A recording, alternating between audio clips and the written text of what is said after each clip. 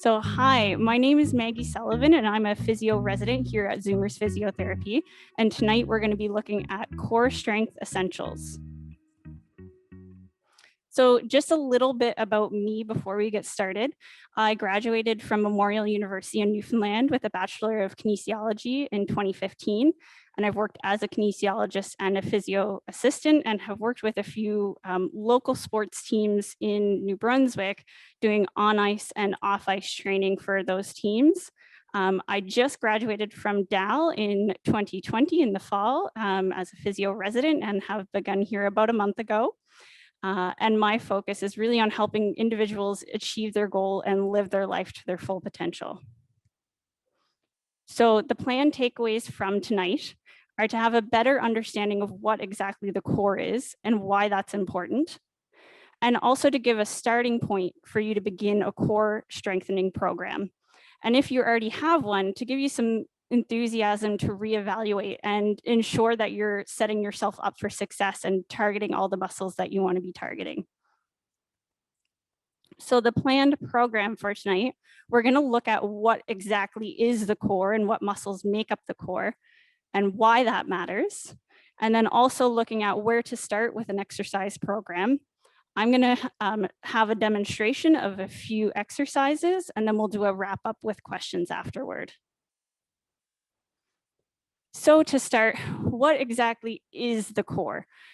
Having a strong core has become a pillar of physical fitness and rehab in about the last 20 years. And sometimes the core can be mistaken for only meaning abdominal strength. And people end up doing endless sit-ups to get a strong six-pack or maximize their strength. But there is a lot more to the core and a lot more muscles in the core than just those six-pack muscles. And sit-ups and abdominal strength have a role in core strength, but they're only one portion of it. So to start, we're going to look at the inner core muscles, or I call them sometimes the core four.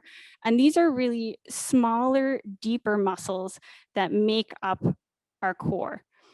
And they begin with the transverse abdominis, which is a very small muscle and deep abdominal muscle. There's also the multifidus, which is a small segmental muscle in your back.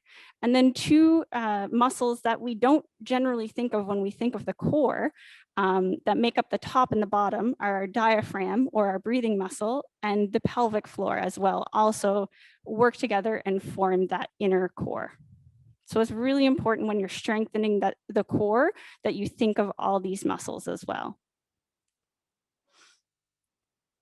So in addition to these four muscle groups, you also have to think about these surrounding muscles, and they also have to be addressed when you're strengthening your core. And these are a few that we might not think of when we think of our core in general. The first being the erector spinae, which is on your back, running the entire spine. And then you also have your glutes, your gluteus maximus and the gluteus medius as well. So those two, people don't always think of that when we think of the core, but it's really important to strengthen these muscles as well. And then we have the two that most people think of, which are your rectus abdominis, that six-pack muscles, and your obliques, which focus on rotation. Awesome. So the next thing is, why does all of this matter? So being strong in your core muscles allows your body to move efficiently with minimal stress to the joints and maximizes force transmission from your legs to your upper body.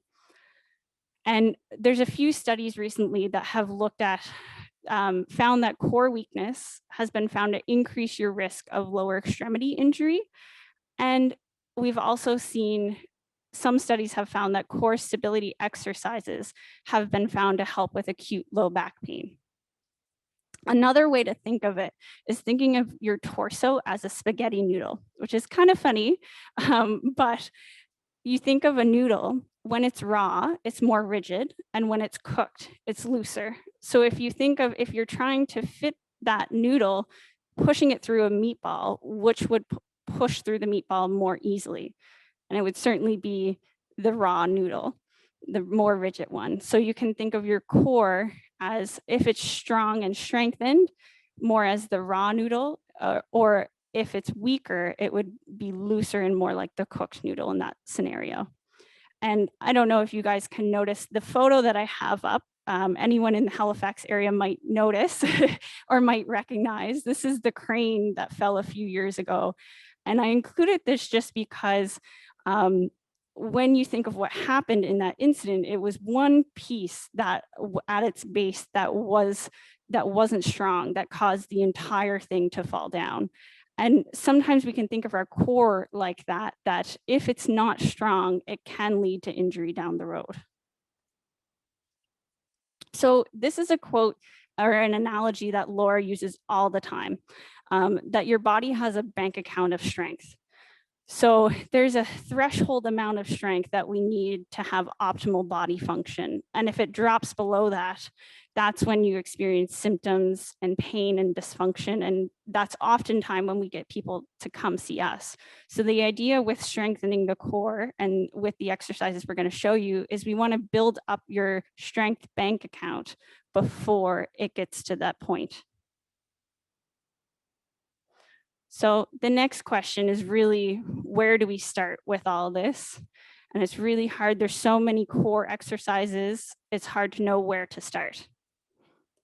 So in the question of what exercise will work best for me, the short answer is it depends. Individualized programs are best, but there are a few exercises. There are certain exercises that are universally accepted for being beneficial for improving core strength.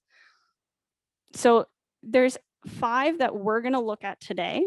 And with all of these, there are different modifications to make them easier, harder, and depending on where you're at, again, the individualized aspect will determine where you start.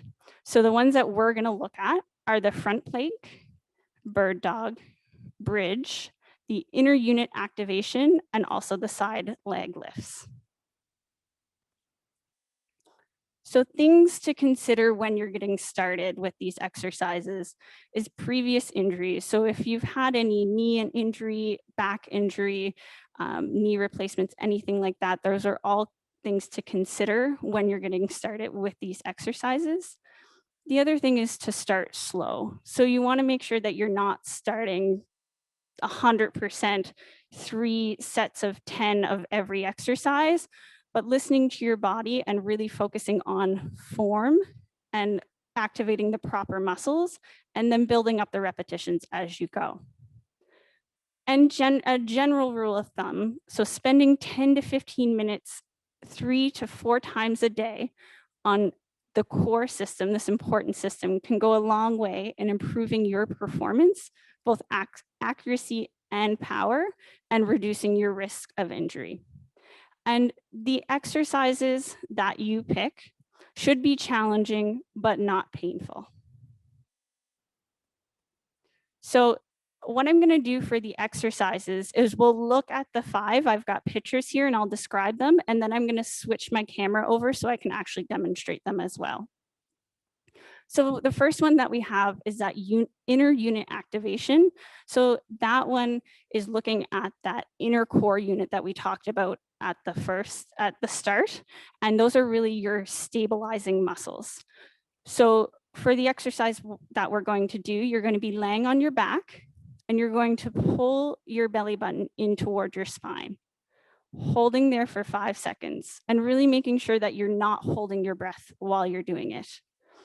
Your knees are going to be bent and you're holding that contraction. You're going to lift one leg up in the air as shown in the picture. So the next exercise is the bridge exercise. And this is really focused on your glutes. And what you're going to do with this is laying on the floor with your knees bent. You activate your glutes, squeeze your glutes together, tighten the core, and lift up, holding for 5 seconds. So the next 2 we have are on your hands and your knees. And this is the bird dog exercise, the first one, also very good for those inner core muscles, the glutes as well, and the back muscles that are involved in the core. You're going to be on your hands and your knees and lifting up opposite arm and opposite leg, making sure that you keep your hips pointed toward the ground and don't let your hips turn out. The next one is one that we traditionally think of with core exercises, and that's the front plank. The big thing with this one is just making sure that you keep your core nice and tight and your back stays in line with everything. So you don't want your back to sag down, and you want to make sure that you don't feel it too much in your back. All right, and the last one we're going to look at is the standing side leg lifts or the hip abduction. So you want to make sure that you have something to hold on to, and you're going to be standing nice and tall, activating the core and lifting one leg out to the side, making sure that you're standing nice and tall and not swaying to the side as you do that one. Alrighty, so I will demonstrate those after. Now that we have those 5 exercises that we would start with, where do you go from there? So one thing that I always like to think of is function. So you want to think of things that you do in your daily activities. So you want to try to incorporate that core activation while you're lifting or reaching for things or standing on your feet for a long period of time. And the exercises are great to start, but we want to make sure that they're practical for the type of activities you like to do. So think of the sports and the activities that you like to do, and we would try to tailor the exercises toward that. And the other thing is how to progress. These are a great starting point, but as you get going, they're going to feel easier. And you want to make sure that they're still challenging because it's not going to do you any harm to keep doing these exercises. But if they're not challenging, they're not going to be strengthening in the way that they should. So there's many ways to progress these exercises, and being individualized is best. So often it's great to talk to an exercise professional or a physiotherapist to ask how best to progress these exercises. So the main takeaways from all this is it's important to understand that the core is more than the 6-pack muscles that we originally thought. It includes several muscles that all work together to provide stability with your movement. And there's many different core exercises out there, and they can all range in difficulty. The key thing is to make sure that they're challenging for you, but not causing pain, and that individualized programs are the best, but these exercises are a great starting point. And also for making deposits in your bank account of health or strength, as I mentioned earlier, you want to do that while you're feeling well, and that can pay dividends tomorrow. So just how we can help. So if you are looking to build a personalized program, we do have a Fit for Life physio assessment, and you can always book with one of our physios, and we would look at making a personalized program. We also have our Club Z, which you can look up online, that have strength and stability classes, and right now it's all online. So how to stay connected with us? We have our website at Zoomers Health. We're also on Facebook and the YouTube channel, and just be watching all those for special events that we have, like this one. Shania actually will be doing a presentation on low back rescue, so how to prevent from low back pain, next week at 7:15. And just to end, again, I'm going to do the exercise demo after this. The easiest way to manage an injury is not to have one at all. So something that Laura says all the time. All right, so I'm going to go, and thank you very much, and you all have a wonderful evening. So the first one is just the inner unit tightening or activation. So you're not going to see much for that part, but making sure that your belly button is gently coming in towards your spine. So you shouldn't feel any pain in your back, but really gently pulling your belly button in without holding your breath. And then holding that here So keeping that contraction, making sure your back is not lifting up off the mat. You're gonna lift one leg up, hold that there, and then bring back down. And you would repeat the same thing on the other side. All the while making sure that that inner unit is activated. Good. The next one that we have is the bridge exercise.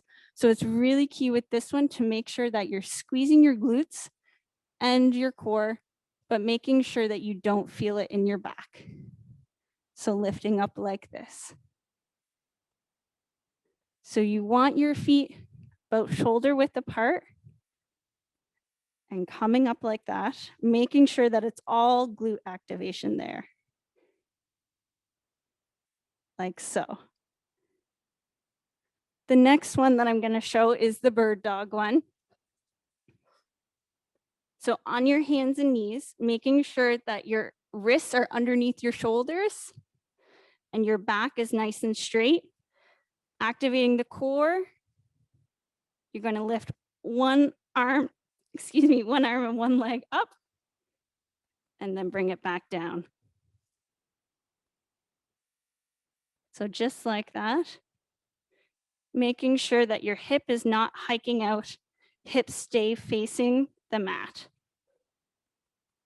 Good. And then the next one is the plank exercise. So really making sure that your core is activated on this one. And if you're finding it too difficult, you can always start on your knees, making sure that the core is staying on and you're not letting your back sag down. Also making sure that your elbows are directly underneath your shoulders. Good. And then the last one that we had was the single leg lift. So you want something to hang on to. So holding on to something. And you can bring your leg out to the side. So standing nice and tall, making sure you're not leaning to the side. You're going to turn on your core muscles and you should feel it in both legs. So both of those back pocket muscles. And the leg is just going to come out just a little bit. It's not very far. So just a slight movement, making sure that if you have something in front of you, hanging on for support.